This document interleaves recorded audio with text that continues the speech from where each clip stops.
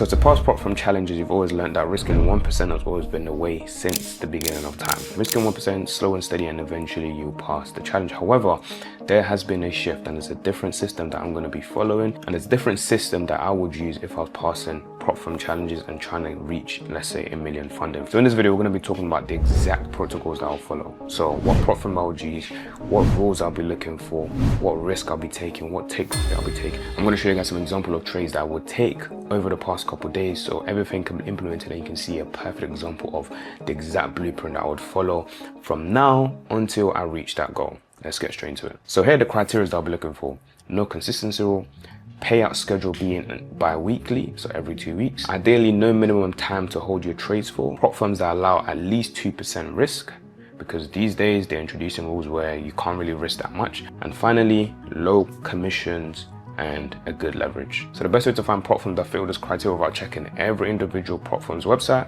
I'm going to be using FundedNext. I'm going to hop on there now and actually compare these prop firms, make sure they have good reviews as well, and it's ones that I'll be comfortable in using. All right, so the first firm I'll probably want to look at is the one I've been using. So let's look at FundedNext.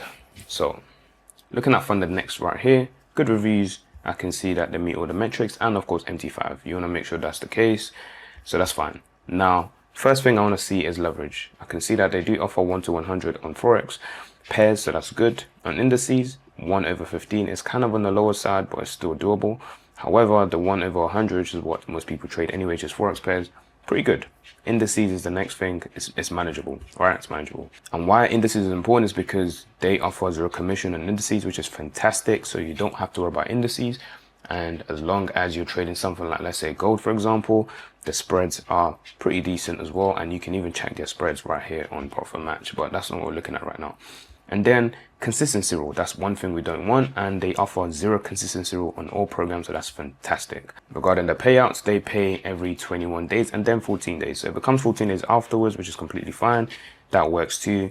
We're not focusing on the stellar 1 step. That's not really what we're looking for. It's the 2 steps. You always want to go for 2 steps because you get more drawdown, and when you are losing trades, the drawdown will come in handy. Trust me. All right, so those are most of the rules checked out. I can't actually find details on the minimum trades, but I am aware that I think FundedNext, you need to hold your trades for at least 2 minutes. It doesn't state it here, but I'm pretty sure that's a thing. So you want to be careful about these type of rules, because if you can't hold your trades for more than 2 minutes, in theory, what that means is you probably can't be trading something like the M1 time frame and scalping that, because you need to hold your trades for longer. So generally, I'll say for this entire system or this entire goal, you probably want to be using like the M3 onwards. M1 doesn't work with most prop firms, so there's no point even checking. So you probably want to be doing M3 onwards. M3, M5, I would say that's a good staple. M15, that's perfectly fine. For me though, to do this, I'll probably be on the M3 or M5. Now, just to check out other firms, I'm going to go into reviews and just see what other firms are doing fantastically well. We can see the Fivers. Fivers have a lot of reviews, 4.8 stars. So these are the prop firms I'll probably want to check. And I want to make sure, again, good leverage, yes. Indices, 1 to 25. So this is also pretty good. No commission on indices. Pretty good lot size, which is fantastic, and no consistency rule. So boom, we have our second firm, right? Ticking all the boxes along the way. So we have FundedNext. We also have the Fivers, which is one that I could possibly use. And then let's have a look at Alpha Capital, for example. Alpha Capital, MT5, check. 1 to 100, check. Indices, 1 to 20, fantastic. Commission and indices, I believe there is none as well, which is great. Commissions is also pretty low, at least industry standard. Payout, okay, so now we can see consistency rule though, includes 40% requirement, but this is for the on-demand payout option. We're not doing that, so I presume if you're not doing it on demand, then you're perfectly fine, so that's fantastic. Again, I would say this ticks the box according to what I can see. And just a little fine print, one rule I forgot to mention that is essential. In fact, I should have mentioned this one. That is, you want balance-based drawdown. Key. Don't even bother with anything else. If it's not balance-based, just forget it. So balance-based drawdown is essential. And I'm pretty sure most of these have that. So we have our 3 firms, right? These are the 3 firms I'll possibly use. Most of them should offer about 400K funding max, or maybe less, but give or take 400K funding as the max. So that's pretty good.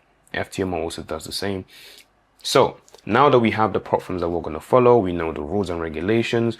We know that generally if we follow these rules, there's no fine prints to really worry about. We don't have to worry about commissions too much. We know that there's almost no commission if we trade indices, and we also know that there is balance-based drawdown, which is essential. So in other words, it ticks all the boxes. So let's dive into the actual playbook of exactly what type of trades I'll be looking to take. Okay, so number one, the charts. When it comes to trading, I'm not exactly changing the formula that I trade.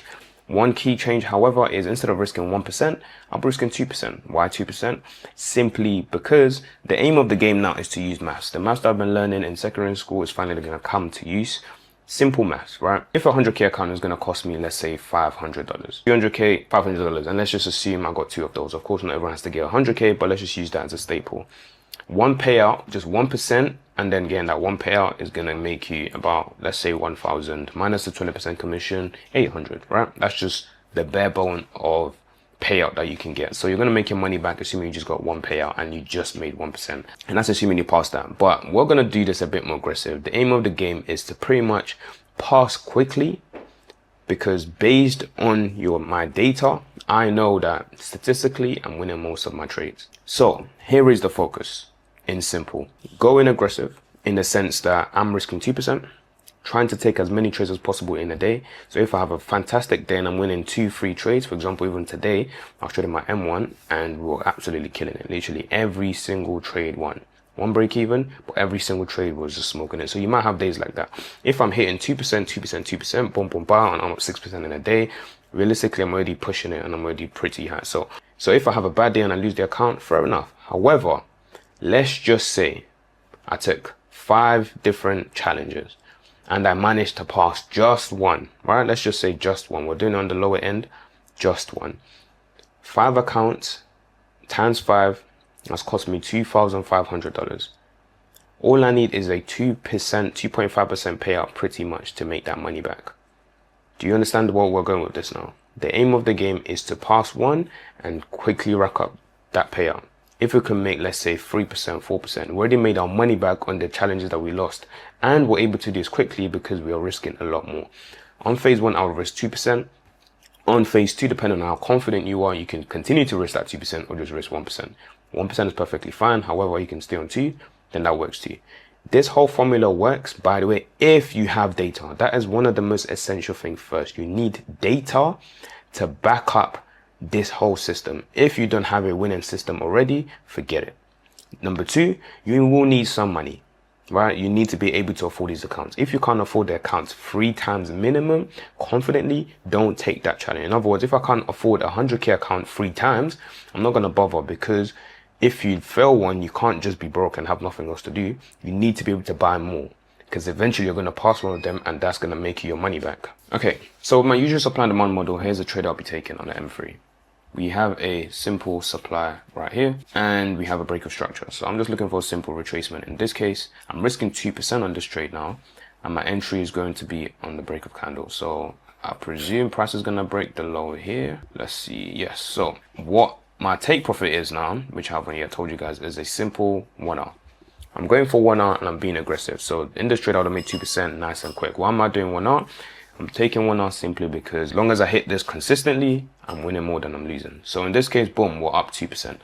Now I might not be done. I'll try and find another trade again. I actually follow this system on M1. I'm going to find way more trades and focus on just one time frame. But because you're not going to find that many on M3, then I'll say you can trade 2 to 3 pairs. So in this case, you can see it's already past London session and there isn't another sell for me. So I'm going to look at GU. So looking at GU yesterday, again, another setup that is very, very similar.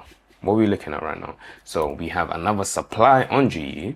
Price taps into the zone. I'm waiting for my entry and I'm entering this trade right here. I'm not going into full detail because on the channel you can just find a full breakdown on the system that I do use to trade, or you can join the Discord. So right now we're taking our entry, wait for the entry, and boom, bar, bosh, 1 hour. Again, this is another 2% basically. Again, that's 4% already in a day, right? We're already halfway. You can see how quick this can be if you're just going and having good days.